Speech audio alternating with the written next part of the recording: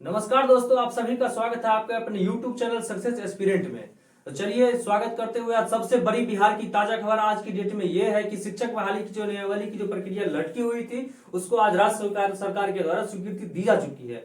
लेकिन इस स्वीकृति के साथ साथ हम अभ्यर्थियों के लिए, शिक्षक अभ्यर्थियों के लिए एक बहुत बुरी खबर यह है और एक उसमें नियमावली में अच्छी खबर भी है। तो चलिए, बुरी खबर, सबसे बुरी खबर यह है कि इतने दिनों से जो बहाली को लटकाया जा रहा था और हम लोग सोच रहे थे कि सीटेट जो एग्जाम दे चुके हैं, पास हो चुके हैं, वो इस सोच में बैठे थे कि जैसे ही बहाली आएगी और राज्य सरकार के द्वारा हम सीटेट के ऊपर नौकरी ले लेंगे, पर नियम बदल चुकी है। सबसे पहले सबसे अहम उसमें बुरी खबर कहिए या फिर अच्छी खबर भी उससे कुछ जुड़ा हुआ है उस एग्जाम के साथ कि आपको अगर अब बिहार में शिक्षक बनना है तो उसके लिए सीटेट, बीटेट, टीईटी अगर पास है फिर भी आपको राज्य सरकार, राज्य आयोग के द्वारा जो एग्जाम ली जाएगी एक नए प्रक्रिया के तहत, नए पैटर्न के तहत, जिसका सिलेबस राज्य सरकार ही तैयार करेगी, जो आयोग उसका एग्जाम लेगी। जैसे बीपीएससी, शिक्षा विभाग के जो प्रमुख है उन्होंने बीपीएससी का नाम भी बीच में गलती से शायद लगता है ले ली है, तो शायद बीपीएससी ही एग्जाम कंडक्ट कराएगी। तो आपको शिक्षक बनने के लिए अब बिहार में एग्जाम देना सबसे मस्ट हो चुका है। तो ना कुछ सोचते हुए अब कोई राग द्वेष अलापने से बेहतर है कि हम लोग को की तैयारी में लग जानी चाहिए, ताकि जैसे बहाली आए, जैसे ही वैकेंसी आए उसको हम भरें और उस एग्जाम को क्रैक करके अपना एक सीट सुनिश्चित करें। तो चलिए, आज के नियमावली के जो कुछ महत्वपूर्ण बिंदु है वो हमने यहाँ नोट कर रखा है, आप देख रहे होंगे, और इसके ऊपर हम समझाने का प्रयास करेंगे आसान शब्दों में। जो हमें जरूरत है मुख्य पॉइंट कि उस नियमावली में है क्या, आज जो जिसको स्वीकृति मिली है उसके ऊपर कुछ पॉइंट है, उसको देखते हैं और जानते हैं कि क्या है। तो सबसे पहले बात यह है कि सबसे पहले कि शिक्षक बहाली के लिए प्रक्रिया जो होगी उसके लिए आपको एग्जाम देना अब नेसेसरी कर दिया गया। आपको एग्जाम देना ही पड़ेगा, उसके अलावा कोई रास्ता नहीं बचा है। जैसे यूपी में देने के लिए आपको यूपी टेट देना पड़ता है, उस तरीके से बिहार सरकार आप अपने एक राज्य आयोग के द्वारा, किसी भी बीपीएससी हो या कोई भी आयोग के द्वारा जो है एग्जाम लेगी, उसको आपको पास करना होगा, फिर आप शिक्षक नियुक्ति की प्रक्रिया में भाग ले सकेंगे, आप आगे प्रोसेस में जा सकेंगे। आपको परीक्षा पास करना होगा और सबसे बड़ी उसको पास करने के लिए उस फॉर्म को भरने के लिए क्या क्राइटेरिया है इसको जान लेना महत्वपूर्ण है, क्योंकि आप मात्र तीन बार ही एग्जाम दे सकते हैं। इसीलिए कोशिश करना यह है कि एक बार में ही एग्जाम को क्रैक कर दिया जाए। तो सबसे पहला यह है कि उसके लिए भारत का नागरिक होना अहम जरूरी है। अगर आप भारत के नागरिक हैं तो ही आप उस एग्जाम को दे सकते हैं।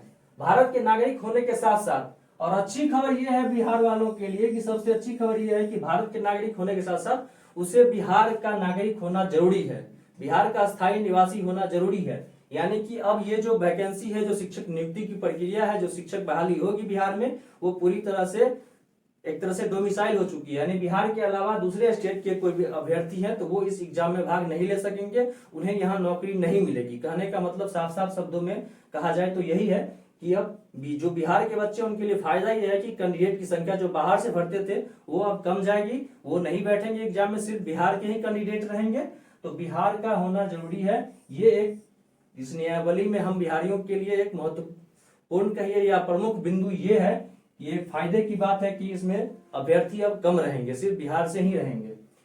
उसके बाद दूसरा प्रक्रिया यह है कि अगर आप सीटेट पास हैं, टीईटी पास है, बीटेट पास है, इससे कोई फर्क नहीं पड़ता। ये पास होने जरूरी तो है पहले, उस आगे जो परीक्षा होगी उसके लिए, लेकिन ये पास होने के बाद आपको राज्य सरकार जो बीपीएससी हो या जो भी आयोग एग्जाम लेगी वो एग्जाम आपको परीक्षा देना होगा और उस एग्जाम को पास करना होगा। ये दूसरा महत्वपूर्ण बिंदु ये है। और तीसरा सबसे मुख्य बिंदु ये है कि मात्र 3 ही अटेम्प्ट आप एग्जाम दे सकेंगे। यानी आप 3 बार एग्जाम में अगर पास नहीं करते हैं तो चौथी बार आपको चांस नहीं मिलेगी। तो कोशिश यही करना है कि एक ही अटेम्प्ट में एग्जाम को क्रैक करना है और अपना नियुक्ति पत्र अपने हाथ में लेना है। और चौथा मुख्य बिंदु यह है कि उसमें उम्र है, जो उम्र लिमिट है, और उम्र स्टार्टिंग कितना से है और किस के लिए कितना, प्राथमिक के लिए कितना है, माध्यमिक के लिए कितना, ये हम जान लेते हैं। तो प्राथमिक विद्यालय और मध्य विद्यालय के जो शिक्षक होंगे उनकी उम्र जो है कम से कम 18 वर्ष होना चाहिए। नियुक्ति वर्ष जो होगा, जिस साल नियुक्ति निकलेगी उस साल के 1 अगस्त तक, ठीक है। और माध्यमिक और उच्च माध्यमिक विद्यालय के शिक्षक बनने के लिए आपको 21 वर्ष एज होना अनिवार्य कर दिया गया है, और वो भी 1 अगस्त तक, 1 अगस्त और नियुक्ति वर्ष तक। यानी जब नियुक्ति जिस वर्ष निकलेगी उस वर्ष के 1 अगस्त तक आपका एक एज जो है 21 वर्ष होना चाहिए। किसके लिए? माध्यमिक और उच्च माध्यमिक के लिए, और प्राथमिक और मध्य विद्यालय के शिक्षक के लिए आपका होना चाहिए 18 वर्ष। ठीक है। उसके बाद सबसे बड़ी बात यह है कि पहले में था यही चीज था, वो उसमें कुछ बदलाव नहीं है खास, कि महिला के लिए 50% सीट आरक्षित कर दी गई है, जो पहले से ही शायद निश्चित है। पहले भी प्रक्रिया में जो नियमावली थी उसमें यही चीज था, और वो अभी भी वही है कि 50% सीट महिलाओं के लिए आरक्षित है। उसके बाद सबसे बड़ी खबर ये बस सुनने को आ रहा है कि कम बड़े पैमाने पर बहाली आने वाली है। बड़े पैमाने पर कहने मतलब 3 लाख। 3 लाख बहुत होता है, और जब ये एग्जाम की प्रक्रिया आ गई है उसमें एक तो 3 लाख अपने मायने रखता है अपने वैकेंसी अपने आप में, बहुत ज्यादा वैकेंसी हो जाएगी 3 लाख। क्योंकि जब आपको एग्जाम लिया जाएगा तो कहीं ना कहीं प्रेशर कुछ ज्यादा हो गया। अगर आप एग्जाम नहीं लिया जाता, सिर्फ सीटेट बीटेट टीईटी पास अगर होते उस पर बहाली की जाती तो 3 लाख कुछ ज्यादा नहीं होता, क्योंकि बहुत सारे विद्यार्थी हैं जो सीटेट पास करके बैठे हुए हैं, इंतजार में थे इस चीज के। लेकिन सरकार का जो ये जो प्रक्रिया है कि उनको एग्जाम दिया जाएगा, राज्य आयोग के द्वारा जो परीक्षा देना पड़ेगा, जो परीक्षा बीपीएससी कंडक्ट कराए शायद, या जो भी आयोग तय करेगी, प्रशासनिक विभाग जो भी होगा उसके द्वारा परीक्षा ली जाएगी। उसको उस एग्जाम को पास करने के बाद अगर 3 लाख वैकेंसी है तो वो बहुत ज्यादा है अपने आप में, तो घबराने की बात भी नहीं है। वैकेंसी अत्यधिक है, नौकरी सबको मिलेगी अगर आप मेहनत करते हैं और एक अटेम्प्ट में एग्जाम को क्रैक करते हैं। क्योंकि आपको ये तो पता ही है कि पंचवर्षीय योजना है, वैकेंसी 5 साल पे आएगी। 3 अटेम्प्ट का मतलब हो गया कि आपका उम्र खत्म।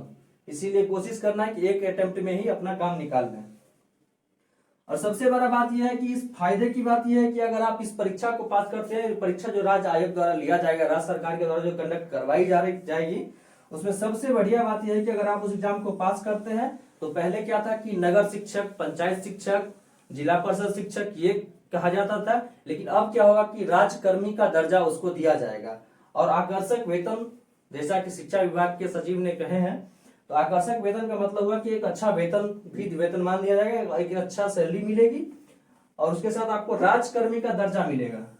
यानी कि आप सिर्फ पंचायत शिक्षक, नगर शिक्षक नहीं रहेंगे बल्कि एक राजकर्मी हो जाएंगे, और आपका वेतन भी अच्छा मिलेगा।